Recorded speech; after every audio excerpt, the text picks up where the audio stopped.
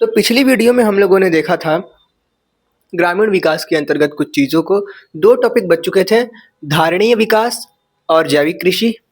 उसको हम लोग इस वीडियो में कवर करने वाले हैं और इसके बाद हम लोग आ जाएँगे इस चैप्टर पर। इसके लिए वीडियो नेक्स्ट आएगी, मतलब नेक्स्ट वीडियो में इसको रिवाइज़ करेंगे। हम लोग अभी इस वाले वीडियो में हम लोग ये देखेंगे कि धारणीय विकास और जैविक कृषि क्या है। एनसीईआरटी क्लास 11th चैप्टर 5 ग्रामीण विकास के अंतर्गत। तो भैया कल हम लोगों ने ग्रामीण विकास के अंतर्गत देखा था साख और विपणन की व्यवस्था को। साख और विपणन की व्यवस्था में हम लोगों ने देखा था, साख मतलब होता है ऋण देना, और ऋण देने का जो सबसे अच्छा काम है वो हम लोग का जो व्यापारिक बैंक है वो करता है, जैसे कि एसबीआई वगैरह हो गया। उसके अलावा जो बैंक हैं वो देते तो हैं, मगर जितना सुविधाएं प्रदान करता है व्यावसायिक बैंक, उतना अच्छे से अन्य जो बैंक, क्षेत्रीय बैंक वगैरह थे, वो ऋण जो है प्रदान नहीं कर पाते हैं। उसके बाद विपणन में हम लोगों ने देखा था कि विपणन व्यवस्था को सुधार के लिए सरकार बहुत सारे काम करती है, रेल वगैरह बनाती है, सड़क परिवहन मतलब सड़क परिवहन को जो है सुधारती है, प्रौद्योगिकी में विकास करती है, और भी अन्य चीज़ों को हम लोगों ने देखा था। विपणन का अर्थ हम लोगों ने तो इस तरह से देखा था कि भैया मार्केटिंग मतलब किसी फसल का बीजारोपण से लेकर उससे कमाई करने तक की जो पूरी प्रक्रिया है, वहाँ उसके परिवहन तक की जो प्रक्रिया है वो पूरी हम लोग विपणन के अंतर्गत देखते हैं। वो विपणन ही हो रहा होता है, मार्केटिंग हो रहा होता है। तो यहाँ पर हम लोग देखते हैं कि साख और विपणन के द्वारा इसके विकास के माध्यम से सरकार ग्रामीणों के अंतर्गत किसानों का विकास करती है। आज वाले वीडियो में हम लोग देखने वाले हैं जैविक कृषि और धारणीय विकास। धारणीय विकास का मतलब हम लोग देख सकते हैं सतत विकास से, या फिर निरंतर ऐसा विकास जो आने वाली पीढ़ी के लिए भी कुछ फायदा करे। धारणीय विकास की परिभाषा तो यहाँ पर नहीं लिखी है, परंतु अपने हिसाब से हम लोग समझ सकते हैं कि एक ऐसा विकास चाहिए जो अभी तो विकसित हो, अभी तो विकास करे ही, आने वाले समय में भी वो भावी पीढ़ी के लिए लाभपूर्ण हो, लाभप्रद हो। इसके बाद अगर हम लोग बात करते हैं हमारे इसमें जो लिखा है उसकी, तो हम लिखते हैं भैया कि परंपरागत कृषि के अंतर्गत रासायनिक उर्वरक तथा कीटनाशकों का उपयोग किया जाता था। हम लोग देखते हैं कि पुराने समय या फिर जो परंपरा चली आ रही है कीटनाशक मतलब कृषि की, उसमें हम लोग यूज करते हैं 2 चीजों को, मतलब बहुत सारी चीजें यूज करते हैं, बट मुख्य तौर पर 2 खतरनाक चीजें जो होती हैं वो होती है उर्वरक, और वो भी रासायनिक, और हम लोग देखते हैं कीटनाशक। कीटनाशक का उपयोग कीटों को मारने के लिए। इन दोनों के माध्यम से हम लोग ये देखते हैं कि भैया इसकी ये जो है ये फसल जल्दी उगाने में सहायता करती है, और ये कीट मतलब जानवरों से रक्षा, कीटों से रक्षा, कीटों से रक्षा करती है फसल की। और ये दोनों ही हम लोग देखते हैं कि धीरे धीरे जब इसका हम यूज करते हैं तो इसके सतत यूज से हम देखते हैं कि ये दोनों ही मिलकर भूमि की उर्वरकता को समाप्त करते हैं। उर्वरकता समाप्त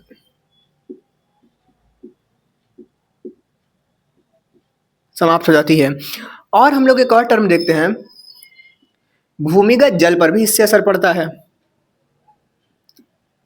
हमने कहा किया कि हम पूरा खेत जो है बना है उसमें जो है कीटनाशक डाल दिया, और हमने उसमें रासायनिक उर्वरक डाल दिया ताकि हमारी खेती जो है अच्छे से हो सके।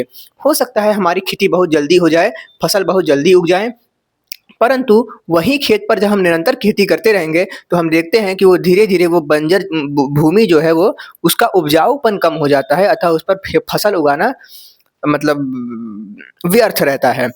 यानी कि सीधे सीधे तौर पर कहा जाए तो ये दोनों ही चीज़ें हमारे फसल पर प्रभाव डालती हैं, हमारे भूमि पर प्रभाव डालती हैं। और जब भूमि पर प्रभाव डाल रही हैं तो वो जो कीटनाशक हैं वो धीरे धीरे नीचे जाएंगे, धीरे धीरे जब जमीन पे जाएंगे तो भूमिगत जल पर भी इसका प्रभाव देखने को मिलता है। तो भूमिगत जल जो होता है इन पर भी इसका प्रभाव देखने को मिलता है। अन्य बहुत सारे कारक हैं। तो यहाँ पर हम देखते हैं कि परंपरागत कृषि में हम लोग उर्वरकों और कीटनाशकों का उपयोग करते हैं, जो कि फसल उगाने में सहायक तो होती है परंतु भूमि की उत्पादकता भी समाप्त करने लगती है। इसीलिए विकास की सततता, निरंतरता या अखंडता को बनाए रखने के लिए प्रौद्योगिकी का सहारा लिया जाता है। और इन सारी कहानियों को मारकर हमारे कहानी में एंटर होता है जैविक खेती।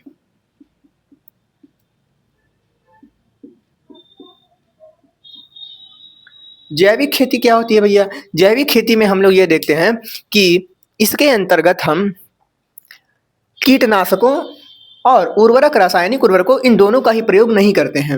इन दोनों के प्रयोग की जगह हम लोग करते क्या है, हमको करना क्या है भैया, हमारी फसल जल्दी होनी चाहिए और फसल उपजाऊ होनी चाहिए, है ना?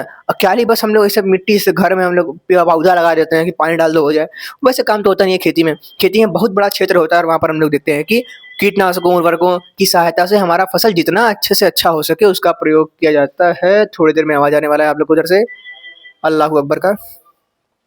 खैर चलो भाई, जैविक खेती में लोग ये करते हैं कि यहाँ पर हम लोग खाद का प्रयोग करते हैं और वो भी स्थानीय खाद। स्थानीय खाद का प्रयोग करते हैं। तो देखते हैं यहाँ पर क्या लिखा है मैंने, जैविक कृषि वह कृषि जिसमें रासायनिक उर्वरकों का और कीटनाशकों का प्रयोग न किया जाए। कीटनाशकों में इधर वाला की होगा, अरे भैया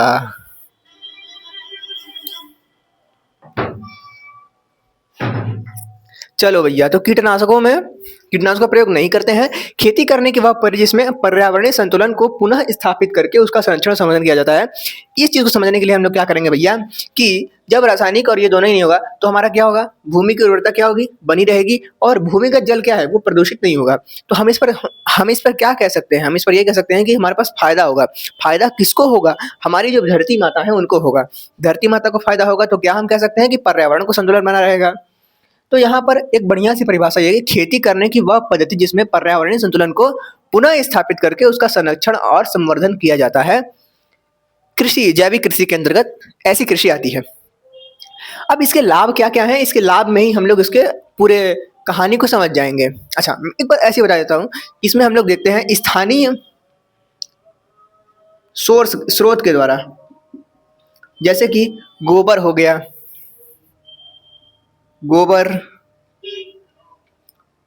हो गया, अवशिष्ट पदार्थ हो गए, जो भी है यार, मतलब अवशिष्ट पदार्थ हो गए, यहाँ पर लिखा भी है देख लेना। देखो, गोबर, केचुआ खाद, फसल अवशेष,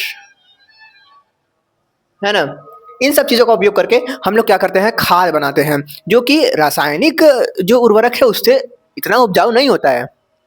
परंतु जैविक कृषि करने पर हमको ये फायदा होता है कि हमारी भूमि का उपजाऊपन बना रहता है, और जो महंगे उर्वरक जो है, महंगे उर्वरक वगैरह जो है, उनसे भी हमको जो है छुटकारा मिलता है। ठीक है, महंगे उर्वरकों से भी हमको यहाँ पर छुटकारा मिलता है। इसका उपयोग हम लोग इस तरह से देख सकते हैं कि जब निवेश कम रहता है तो खेती सस्ती होती है। तो एक तरीके से जो किसान है वो और चाहता है कि अधिक से अधिक हम खेती करें और लग कर अपने, मतलब उसके अंदर आत्मबल आता है। तो जैविक कृषि का एक और ये लाभ होता है कि भैया सस्ती चीजें होती हैं, है ना। परंतु सस्ती में दिक्कत ये हो जाता है, मैं बताऊंगा लास्ट में। अभी हम लोग इसके लाभ देख लें, उसके बाद हानि देखेंगे। दिक्कत क्या होता है, जैविक खाद्य पदार्थ स्वास्थ्य के लिए लाभदायक होते हैं, ये भी बहुत अच्छी चीज है। अगर हम लोग रासायनिक उर्वरक का प्रयोग करते हैं तो उसके अंतर्गत कई मामलों में ये देखा जाता है कि जो रासायनिक उर्वरक है उससे जो फसल उगी, उस फसल को हम खाएं तो खाने के बाद हो सकता है कि जो रासायनिक उर्वरक है उसमें जो अन्न शर्ण सामान मिला हुआ था वो उस फसल में भी आ गया हो, पानक यौगिक बना के, और फिर फसल के माध्यम से हमारे शरीर में आ गया, और शरीर में हो सकता है कि बीमारी पैदा कर दे। तो हम खाएंगे तो हो सकता है कि हम बीमार हो जाएं, है ना, बीमार हो सकते हैं हम लोग। तो भैया यहाँ पर हम लोग देखते हैं जैविक खाद्य के अंतर्गत किसी प्रकार की बीमारी वगैरह हम लोग को नहीं होती है, परंतु पौधे को लोग को कभी कभी हम देखते हैं हो जाती है। चलो भाई यहाँ पर देखते हैं, बाजार में मांग अधिक होती है इसकी। हर कंपनी चाहती है, हर अमीर व्यक्ति चाहता है कि उसको जैविक खाद के अंतर्गत कृषि की गई फसल उसको मिले, है ना, अमीर आदमी। तो वो कहता है कि हम तुमको पैसा देंगे, तुम जैविक कृषि करो और हमको एक बढ़िया सा एकदम फसल वसल बढ़िया लगा दो। तो अब इसके अंतर्गत होता क्या है, उर्वरकता बढ़ती, भूमिका ये सब चलो हो गया। इसके अंदर हम लोग ये देखते हैं कि एक दिक्कत आती है कि पहले यूज करते थे तो इसमें तो भर भर के जो है कि एकदम रसायन होता था। तो जल्दी जल्दी काम हो जाता था। यहाँ जो है कि बड़ा धीरे काम होता है, उत्पाद भी कम होते हैं, उत्पाद भी कम, तो कम होने के कारण बहुत सारी दिक्कतों का सामना करना पड़ता है। उत्पादन कम होता है तो खाद्य सुरक्षा पर एक खतरा बनकर आ जाता है। ऐसा इसलिए खाद्य सुरक्षा पर खतरा का बात इसलिए किया जा रहा है कि अगर जैविक कृषि अच्छी है तो हम लोग हमेशा ही कृषि कर लें, जैविक कृषि इसको हटा दें, परंतु ऐसा नहीं है। हम लोग को मेल-जोल बना के चलना पड़ता है, संतुलन की स्थिति बनानी चलनी पड़ती है कि इसका भी उपयोग करेंगे, इसका भी उपयोग करेंगे, दोनों ही हम लोग यूज़ करेंगे, है ना? क्योंकि जैविक कृषि अगर करा जाए तो हम लोग के खाद्य सुरक्षा पर असर पड़ जाएगा क्योंकि उत्पाद बहुत कम होते हैं, है ना? पहले तो क्या घचाघच ये जो है कि रसायन देता है पौधों को, खनिज प्रदान करता है और फटाफट जो है उग जाते हैं। इसमें जो है प्रक्रिया थोड़ा दिक्कत हो जाता है। इसके बाद क्या होता है, फसलों को बीमारी हो जाता है। जो हम लोग कई मामलों में हम लोग देखते हैं कि जो हम लोग खाद वगैरह डाले हैं, उसमें उपस्थित जो जीवाणु-विषाणु हैं, वो हमारे फसलों में बीमारी पैदा कर देते हैं। अब बीमारी पैदा कर देते हैं तो हम लोग देख सकते हैं कि उत्पाद जल्दी खराब हो जाएगा, ठीक है? तो ये रहा हम लोग के ग्रामीण विकास का लास्ट टॉपिक। निष्कर्ष देखा जाए तो निष्कर्ष यही है कि सरकार ग्रामीण विकास के लिए किसानों के कृषि विकास पर ध्यान दे रही है। सतत विकास की प्रक्रिया से गाँवों में रोजगार उपलब्ध हो रहे हैं, गाँव विकसित हो रहे हैं, अंततः यही कहा जाएगा। तो इसी के साथ हम लोग का चैप्टर खत्म हुआ। अब इसके नेक्स्ट वीडियो में हम लोग इस वाले चैप्टर को देखेंगे। तो मिलते हैं नेक्स्ट वीडियो में।